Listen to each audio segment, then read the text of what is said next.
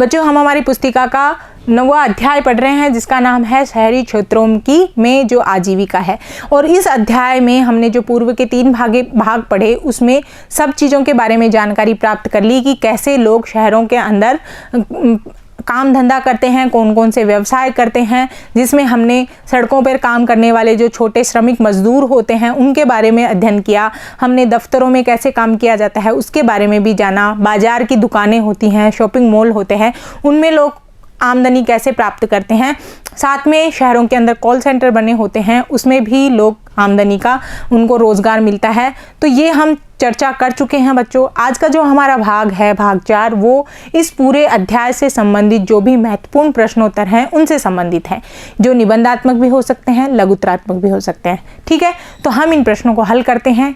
हल करने से पहले मैं आपको कहूँगी कि आपने अगर ये अध्याय अच्छे तरीके से पढ़ा होगा तभी आप इन प्रश्नों को हल कर सकते हैं। तो बिल्कुल आपने अध्याय पढ़ा होगा, इसलिए कॉपी पेन लेके तैयार हो जाइए एक एक प्रश्न को लिखने के लिए, साथ में उनके उत्तर भी लिखने के लिए। पहला जो प्रश्न है बच्चों, नीचे लेबर चौक वाले मजदूरों की जिंदगी का विवरण दिया गया है। इसे पढ़िए और आपस में चर्चा कीजिए कि लेबर चौक पर आने वाले मजदूरों का जीवन की स्थिति क्या है। ये विवरण है पूरा। लेबर चौक की बात की थी हमने, यानी बहुत सारे जो लेबर होते हैं वो एक जगह पर बैठ जाते हैं शहरों में, उसको लेबर चौक कहा जाता है। मजदूर जो लोग होते हैं वो बैठ जाते हैं।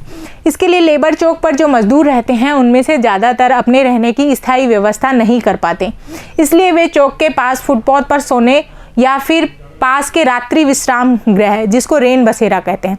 शहरों में बच्चों ऐसे लोगों के लिए, जिन लोगों के पास घर नहीं होता, उनके लिए सरकार एक रेन बसेरा बनाती है, यानी कि जो सड़क का किनारा होता है उसके चारों तरफ एक रहने के लिए जगह बना दी जाती है, टेंट सा लगा के, जिसको रेन बसेरा कहा जाता है। ऐसे मजदूर जिनके पास में जगह नहीं होती वो इन रेन बसेरों में रहता है। इसे नगर निगम चलाता है। ये जितने भी रेन बसेरे हैं कौन चलाता है? नगर निगम चलाता है। और इनमें 6 रुपया एक बिस्तर का प्रतिदिन का किराया देना पड़ता है। जो भी वहाँ पे रुकता है रात को उसको अपने बेड के लिए 6 रुपये देने पड़ते हैं।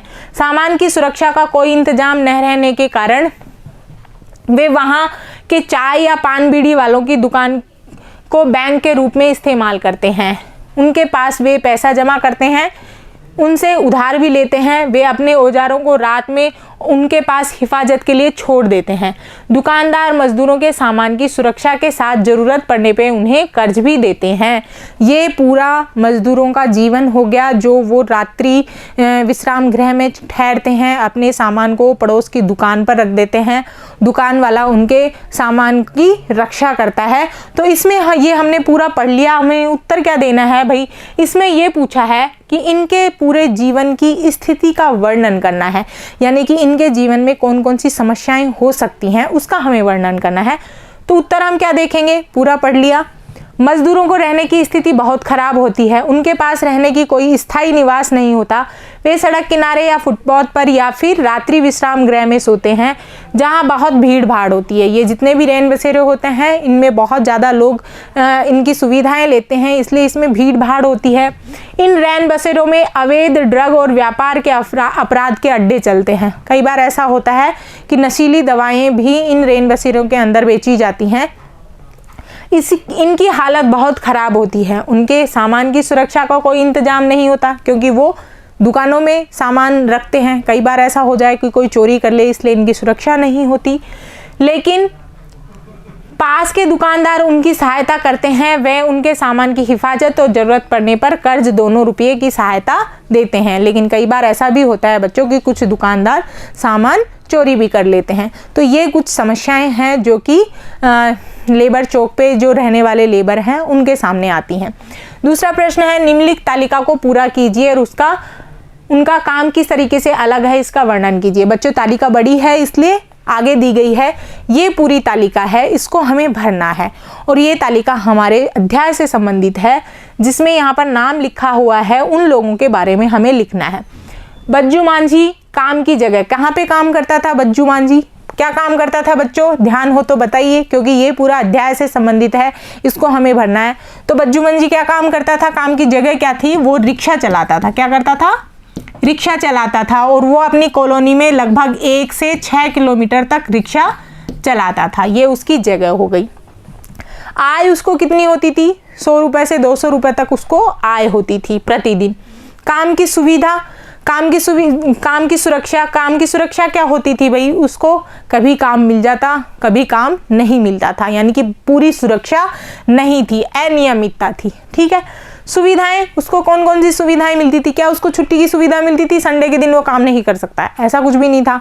उसको किसी तरीके की सुविधा नहीं मिलती। ये बज्जू मांझी है, वो सारे जो भी जितना काम करेगा उतनी ही उसको आमदनी होगी, इसलिए उसको किसी तरीके की कोई सुविधा नहीं मिलती थी।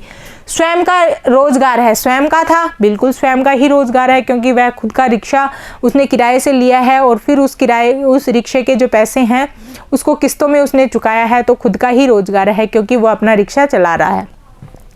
हरप्रीत और वंदना, हरप्रीत और वंदना कौन थी भाई, ध्यान करो। वो काम की जगह क्या थी, कहाँ पे काम करती थी? शोरूम के अंदर। ये दोनों कहाँ काम करते थे? शोरूम में। शोरूम क्या होती है? जो बड़ी दुकान होती है उसको शोरूम कहते हैं। इनको आय कितनी होती है भाई? इनको लगभग मान लो 20,000 आय होती है। मान लो हम ये कहते हैं कि इनको लगभग एक माह में 20,000 आय होती है। काम की सुरक्षा होती है, क्यों? क्योंकि इनकी खुद की दुकान है, तो इसलिए सुरक्षित होते हैं, यानी कि इनको नियमित रूप से सुरक्षा प्राप्त है। सुविधाएं क्या हैं? क्योंकि इनका खुद का रोजगार है, इनको सुविधा क्या मिली हुई है कि भाई ये जो बैंक से लोन ले लेते हैं, फिर आमदनी होती है तो बैंक को प्रदान कर देते हैं, तो इनको सुविधाएं भी मिलती हैं। क्या इनका काम स्वयं का है? बिल्कुल स्वयं का काम है, क्योंकि ये खुद का ही एक दुकान खोल के चला रहे हैं, तो ये स्वरोजगार है। निर्मला किस में काम करती थी? याद कीजिए, निर्मला कहाँ पे काम करती थी? कपड़े की फैक्ट्री में। तो यहाँ पे आप क्या लिख सकते हो कि कपड़े की फैक्ट्री में वो काम करती थी। क्या थी वो? एक दर्जी थी। उसको आय कितनी होती थी? याद कीजिए, उसको आय कितनी होती थी?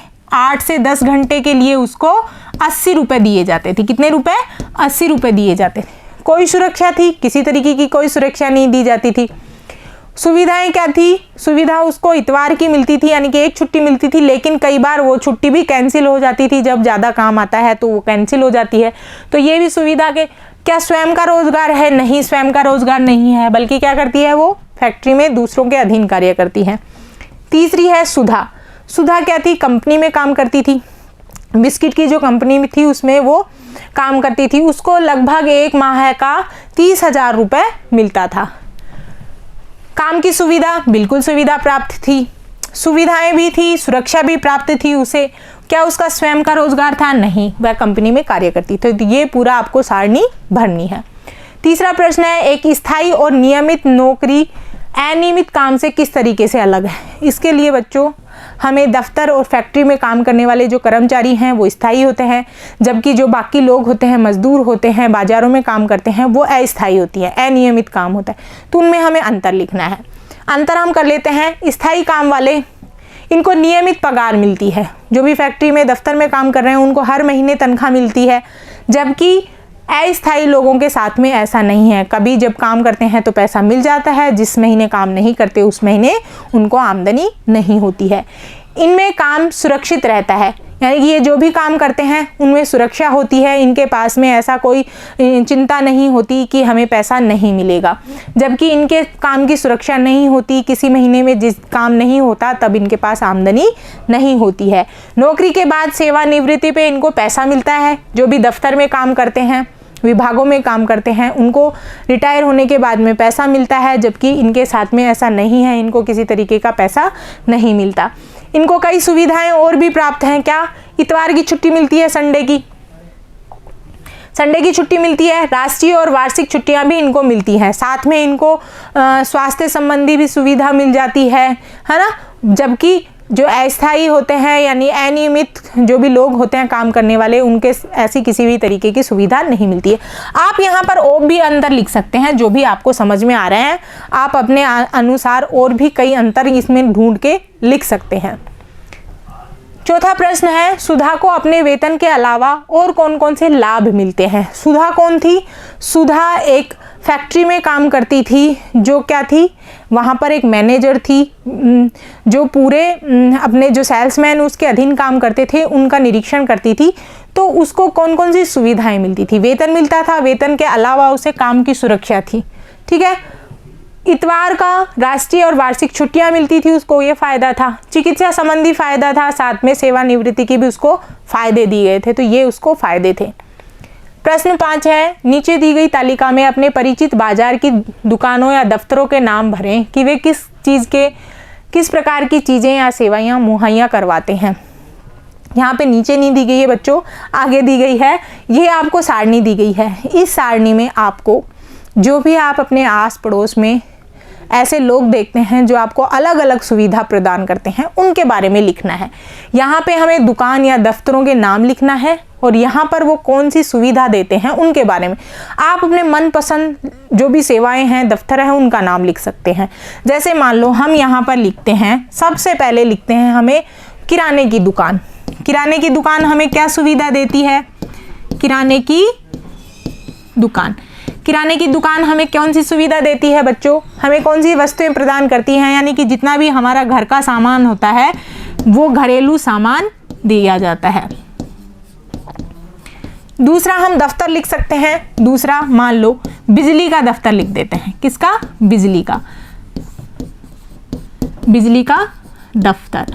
बिजली का दफ्तर हमें कौन सी सुविधा प्रदान करता है, कौन सी सेवा देता है? हमें बिजली प्रदान करता है। क्या करता है? बिजली प्रदान करता है।